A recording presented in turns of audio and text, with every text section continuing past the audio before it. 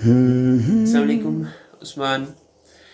قرآن مجید کے زمانے نزول کے بارے میں بات کر رہے ہیں۔ ابھی تک ہم نے کافی ساری صورتیں اور آیات کور کی ہیں، اور ہمارے پاس ریفرنس ہے مولانا مودودی کی تفہیم القرآن۔ اس سے ہم لوگ ریفرنس لیتے ہوئے کافی ساری صورتیں پیچھے کور کر چکے ہیں ان کے زمانے نزول کے بارے میں، اور ایک خوبصورت سی السٹریشن یا نقشہ آپ لوگ کہہ سکتے ہیں بنتی جا رہی ہے، جس میں ترتیب کے ساتھ ہم لوگ دیکھ رہے ہیں کہ کون سی صورت کس ٹائم پہ نازل ہوئی ہوگی، یا اس کی آیات اگر اس کی انفارمیشن ہمارے پاس ہے تو۔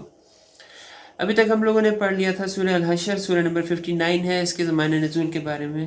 اس کے بعد ہے سورہ الممتحنہ، سورہ نمبر 60 ہے اس کے زمانے نزول کے بارے میں۔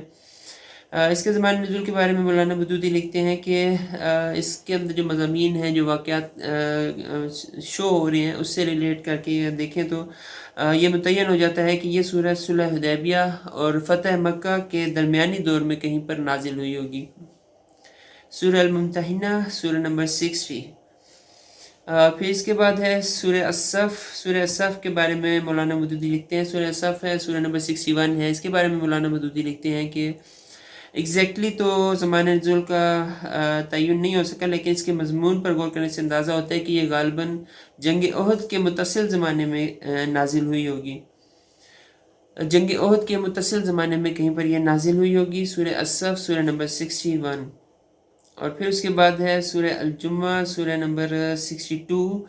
اس کے اندر مولانا مودودی لکھتے ہیں کہ اس کے زمانہ نزول میں دیکھیں تو پہلے رکوع کا زمانہ نزول سن 7 ہجری بنتا ہے، اور غالباً یہ فتح خیبر کے موقع پر یا اس کے بعد قریبی زمانے میں نازل ہوئی ہوگی، یہ والا حصہ، پہلے رکوع والا حصہ جو ہے۔